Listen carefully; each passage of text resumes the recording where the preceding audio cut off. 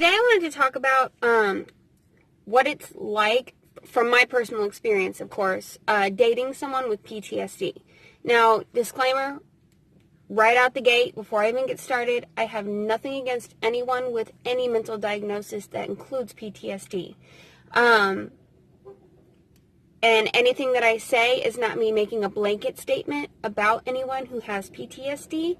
This is just me speaking about my experience with people I've been in relationships with who have been diagnosed by a doctor having PTSD. So I'm just going to get that shit out of the way. I got nothing against anybody, and these are all my fucking opinions, and who the fuck am I? What do I know? So, the first time I dated someone with PTSD, who had been diagnosed with PTSD, also had other diagnoses. The oppositional, defiant, whatever the one is where, when you basically have the fuck authority attitude. I forget what it's called, but he had that as well. He dealt with addiction, and also had bipolar. So he had a lot of diagnoses. This is the guy that I've talked about several times, who hit me in the jaw, fucked me up. So dating him, and I'm talking about just specifically the PTSD, how it seemed to manifest. He was constantly paranoid and never trusted me or anyone around him or anything, and he was constantly on high alert, mostly when he was manic during his bipolar, episodes, but also in his depressive states. It was really hard living with him. He was very abusive. And I think he was abused as a child, I would have to assume, just based on what I knew about his life and his family life and growing up. And a lot of times the cycle continues, unfortunately, with people. Hurt people hurt people. So that was my first experience, which I didn't really give much detail about that one, just because I've spoken so much about this individual. They're doing construction. If you can hear that, just try to ignore it. The second time I dated someone with PTSD, he had PTSD from an abusive childhood. And then also, he said, from being in the military and being overseas. Now, I don't know how truthful he was being, because he always exaggerated about his role in the military. Like, he would wear his uniform after he'd already been discharged in front, as if he was in the military, and people would thank him for his service even though he was no longer serving. And it's just bizarre, right? Which I think is pretty disrespectful, to pretend like you're still in the military when you're not. But his PTSD manifested a lot in a way that stemmed from his abusive childhood. So he lived with his mom, then his mom got pregnant, was bedridden, and was unable to take care of her older children because she couldn't get out of bed. And so his dad went to the courts and got custody of just him, because her other children weren't his, so they're only half siblings. So he was taken by his dad, and then his dad abused him in the rest of his childhood, and the mom could never afford a lawyer and could never get him back. The mom wasn't great either, but he was abused a lot childhood, was made to cook and clean the whole house, was beat severely, didn't have much in his room, a lot of times didn't have a bed, so he just had to sleep on the floor, had to sneak food to eat because he had to cook, but he wasn't allowed to eat it. He was only cooking for his dad. Terrible. But here's how it manifested from what I saw. He, most nights, refused to sleep in the bed with me. He would sleep on the floor at the end of the bed, kind of like a dog. And a lot of times he would also sleep in corners of the house, behind the couch, in the corner. I guess those are his safe spots, where he felt safe. I've seen animals do it a lot, when they've been abused, they, sleep in corners and stuff, and he did that a lot. He almost never slept in the bed. The only time he was in the bed is if we were having sex, and basically he just would never sleep in the bed. I would make meals. I'd make dinner and like work on it really hard and like make something really nice that I thought he would enjoy, and he would refuse to eat it. And then later I would find like empty cans of corn or empty cans of whatever hidden in the bathroom under the sink. And one time, you know, he came up and I had just got done, like, it was so frustrating because I like had just got done making dinner and I worked hard on it and I was proud of it, and I was, you know, like, here, I made this. It's okay to, it's for us, you know? And his ass was eating frozen chicken nuggets out of the freezer. I'm just like, I know you had to do that as a kid, and that's so fucked up, but, like, dude, I just made, like, if you know you're going to behave like this and you're refusing to get help and go to therapy, I'm not going to keep making these extravagant meals if nobody's going to fucking eat it, you know? And he ended up becoming somewhat abusive, not towards me, like physically, but he was verbally abusive, and he would throw things and punch the walls and, you know, all those red flags, all those bad signs, right? And he couldn't go outside on the 4th of July because the fireworks sounds triggered him. So he would have to hide in the bedroom in the dark during 4th of July, during the whole week, like the whole time. Like anytime you knew fireworks were going to be going off, he didn't leave the house. He was afraid of semi-trucks. He couldn't drive near them or around them or see them. I'm not sure where that stemmed from. He said it was the military, so I'm the military, I guess. He would refuse to take medication correctly. He would refuse to bathe sometimes, but then when he would use boiling hot water, and he would come out and his skin would be fucked up. So, I don't know. Living with him was really difficult. He was, you know, I had sympathy for him a lot of the time, but then every now and then it's just like, dude, if you're not willing to work on yourself, I can't do this. I can't, I can't live with somebody who can't function and isn't willing to work on the fact that they can't function. Like, you can go to the VA, you're a veteran, like, you can go get help. You don't have to worry about money. Like, you can go get it and it doesn't cost you anything.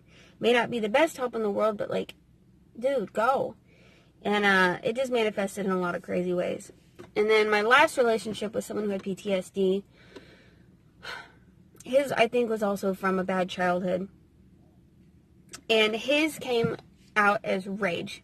Just anger, blind, hot rage. Where, like, he would just see red. And it was like two different people. Like a Dr. Jekyll, Mr. Hyde situation. Like, when he was in a good mood and everything was fine, he was normal and cool and fine and fun to be around. And then something would set him off and he would just, like, kind of stew and mope and just kind of be shitty for a couple days. It wouldn't really talk. And I would ask him, hey, what's wrong? Talk to me. What's going on? What's wrong? Nothing. And wouldn't talk to me for, like, days. Like, it would, like, go on for, like, a week. And then finally I'm like, look, can you just tell me what's wrong? Because, like, you've been acting weird for, like, a week. And it's making the whole house weird. And, like, the vibe is off. And, like, it's really uncomfortable.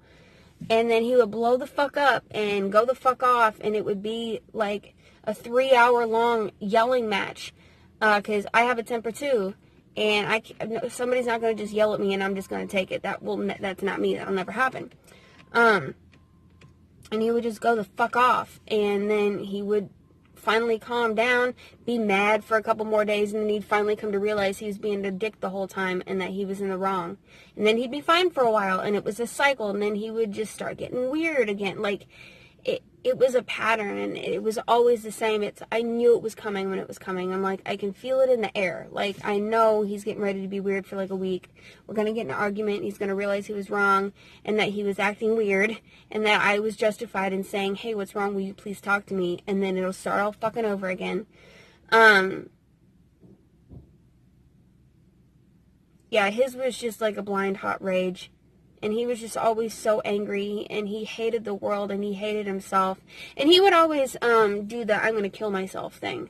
And I don't fuck with that. You're not going to control me emotionally by saying you're going to kill yourself. So every time I've ever been in a situation where somebody used that to try to keep me around or to try to manipulate me or make me feel some type of way, all I do is just call somebody, usually their parents, like, I just want to let you know that your son's saying he's going to kill himself, and I expect you to do something about it because he's your son. I'm not going to do anything about it because I know he's not saying it because he means it. He's saying it because he's trying to manipulate me, but I'm doing my due diligence. I have told somebody, you might want to get over here, or you might want to call 911 because he's saying he's going to do it, and I don't take that shit lightly. So he would do that a lot too. Say he's going to kill himself, and then as soon as he realized that, like, I wasn't, like, going for the bullshit, he would totally change his tune and then start arguing about something else, and then get mad at me that I told his mom. I'm like, look, whether you're being serious or not, I'm going to tell someone that that's what you're saying because someone needs to know.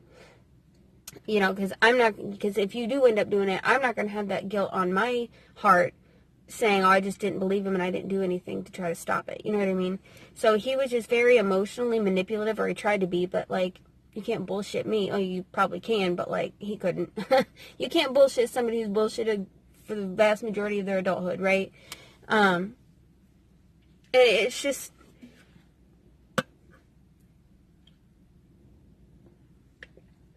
I always felt so bad for these people. Like, you just had such horrible upbringings and horrible parents, horrible childhoods, where you were abused and neglected, and you saw shit you should never see as a child.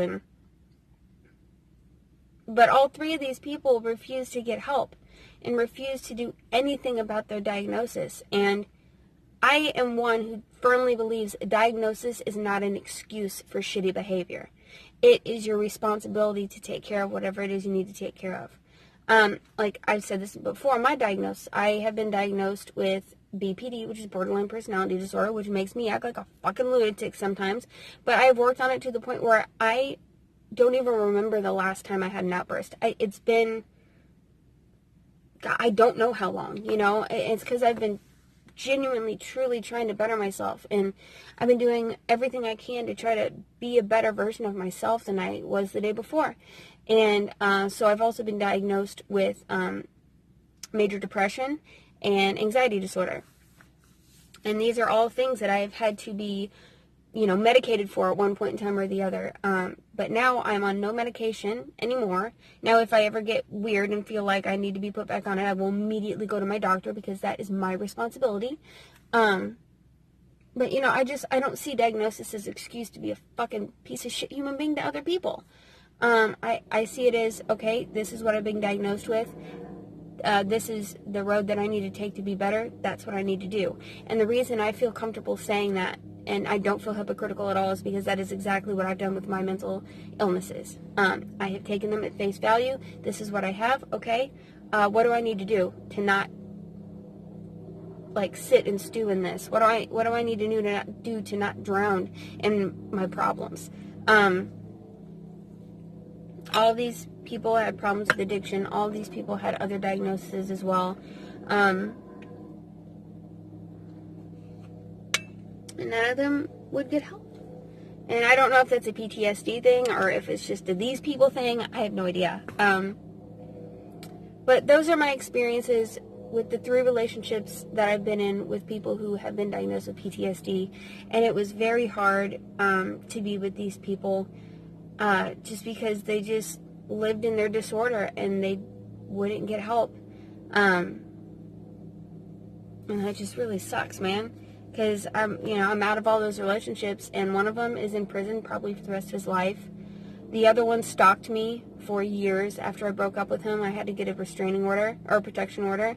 And the last one, I ended up having to block him and not tell him where I lived. So it's scary. I need to be more diligent about who I pick to date and just see, you know, if they do have a mental problem, which a lot of us do, and so no shame.